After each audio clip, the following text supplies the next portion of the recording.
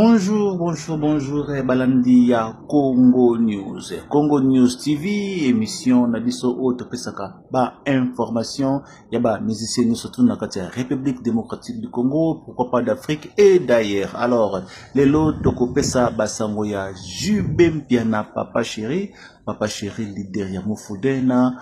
Orchestre naye Wenge Musica BCBG Bon Chic Bon Genre. Alors lelo toloba sortie médiatique après concert ya Jubem Piana oyo a présenté ki mwana naye comme mwana naye biologique a boaki mbwakela alobike ye akolisaka bana ya muziki te ya zakana na bana muziki te azalaka na bana moko biologique. Alors ce que binisi mwana na yo wana etalio tomoni sortie médiatique wana tomoni maloba ya Jubem Piana wana etumbi internet na ndenge ya kosakana te. Tomoni batu ya gauche batu ya droite batu nyonso tu baye po basatake na Papa Chéri Jubem Piana. Alors Jubem Piana, est-ce que maloba na ye wana alobaki mabe? Est-ce que maloba na ye wana abwakaki mbwakela na mutu moko boye po tomoni esui batu ebele? Alors bazongisi ba clip ya kala ya Jubem Piana oyo yo alobaka bana.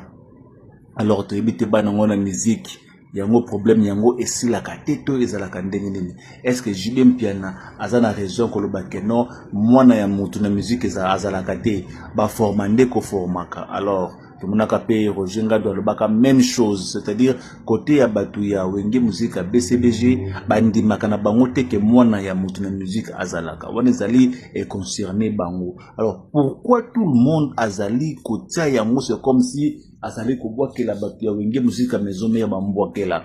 Tomona ki pona otanga ba kombo te ba site ba YouTube presque nyonso tu o balobaka contre Jubem Piana bon tout ba fashaki tomoni bati ba clip azo finga Jubem Piana ba lobaka non soki ya bota ta kosa mona na musique te atika jalousie. Bon na bike côté on a bike la machine na musique ba ki parana bango makambo ya koswa na te na ba réseaux sociaux bango basala musala na ndenge na bango. Alors motune zali awawa, est-ce que Jubem Piana a-t-il raison ya kolobake mwana ya mutu na musique azalaka te?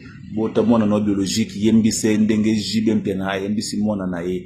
Oh bino moko bota ba commentaire de to koyeba place makambo ngo ezalaka. Alors to le kana basango sikoyo ya ba concert ya Jubem Piana. Jubem Piana se produit parce que week-end nyonso tout na kati ya République démocratique du Congo. Le loto moni awawa Jubem Piana alobi tout droit déjà ba challenge bandiko salama tout droit déjà na kati ya Brazzaville na élection o ezoya Jubem Piana zalaki sélectionné pour na kosa la propagande ya résidence Sassou Nguesso. Alors avec tout droit toujours na kati ya marché tout droit ça la musala na yango otika ba distraction bolanda na bango bolanda na bino makambo zo yinda na réseaux sociaux ko swa na bitumba wana eza makambo ya kala bo biso rando nini yango oyo yesalama na mokili na ba musique na kati ya République démocratique du Congo esalama lokola Jubem Piana we ranson tango ba panzanaka.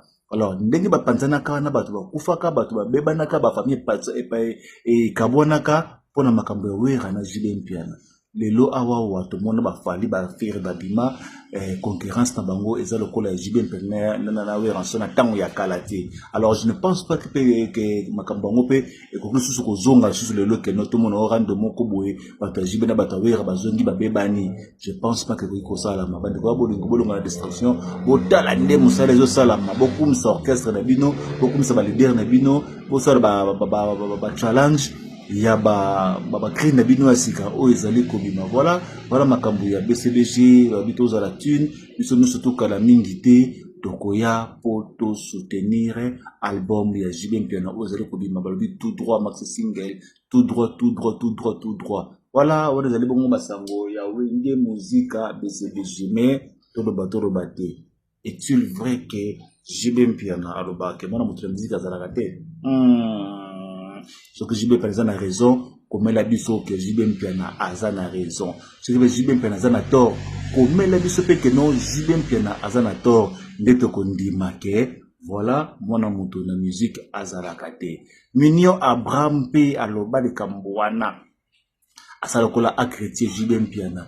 Est-ce que bato wabo sana ke non Mignon Abraham Jubem Piana zoka kwa chocholi? Est-ce que biba chocholi ezali bato babina na ba feti oyo kofia bimisa ba na V12 babina baloke tulumbu wana papa chéri azoye apese grâce à un musicien et le boye partout na mokili mais akoma lokola adversaire ya papa chéri kotumula ka papa chéri ko chrétien ka papa chéri et pourtant moto apesa ka un pivot moto a tombole boye lelo na mokili no Abraham c'est papa chéri mokili ngozala nonga ka boye anyway boye bakeno nde tozali awawa mbutu na musique na biso ekosila te bolondaka Congo News atolobelaka ba musicien nyonso tout ya sans tendance to fingaka pete tolobaka toujours basango ndenge ezali kokende voilà wana ezalaki bongo wenge musique BCBG de papa chéri bien piana na wenge na ye ndenge ezalaka toujours tokotana bino na prochain épisode ya Jibem Piana seul contre tous